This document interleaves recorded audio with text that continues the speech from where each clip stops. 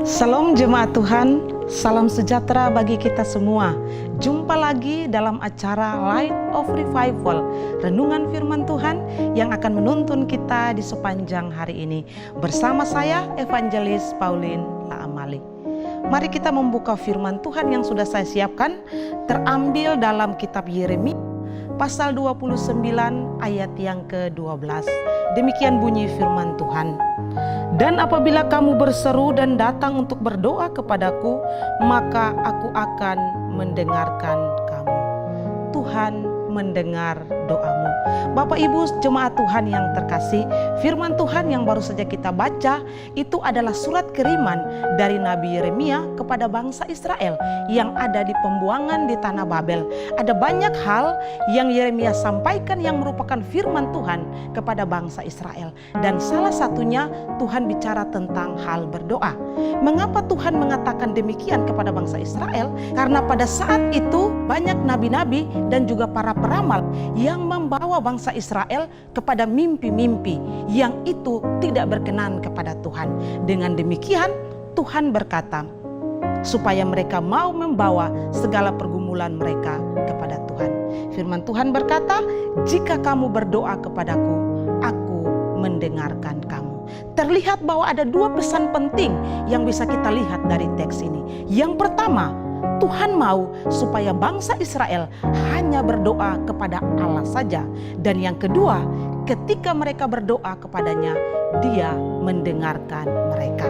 Ini berarti ada hal penting yang bisa kita belajar dari sini. Sebagai orang-orang percaya, kita semua Bapak Ibu Saudara sekalian, kita punya pergumulan dan persoalan dalam hidup ini. Tapi Kristus mengajarkan harus berdoa kepada Allah. Dan Yesus sendiri juga setia di dalam menjalin relasi dengan Sang Bapa melalui doa. Walaupun di dalam doa ada doa Yesus yang tidak dijawab oleh Sang Bapa. Salah satunya adalah ketika Yesus berdoa meminta cawan murka Allah itu lalu dari hidupnya. Yesus tidak mendapatkan jawaban dari Bapa. Tapi apakah Yesus berhenti berdoa? Tidak. Yesus tetap berdoa. Hal yang sama juga yang seharusnya menjadi bagian penting dalam kehidupan kita orang percaya. Bukan urusan kita apakah doa-doa kita dijawab atau tidak. Tapi yang terpenting adalah ketika kita berdoa, Tuhan mendengar doa kita. Hal yang sama juga adalah nasihat Rasul Paulus kepada jemaat Efesus, supaya bagaimana mereka tidak jemu-jemu di dalam doa. Karena doa itu merupakan nafas hidup orang percaya dalam menjalin relasi dengan Yesus Kristus. Karena itu, pagi hari ini, seberapapun beban kita, seberapapun pergumulan kita di hadapan Tuhan, ingat, Dia mau supaya kita hanya membawa setiap persoalan dan masalah kita kepada Dia. Dan ingat dengan yakin bahwa ketika kita membawa doa kita kepadanya, Dia mendengarkan doa kita. Bapak Ibu jemaat Tuhan yang terkasih, jangan putus asa, jangan menjadi kecewa bahkan meninggalkan Tuhan jika doa-doa saudara tidak dijawab.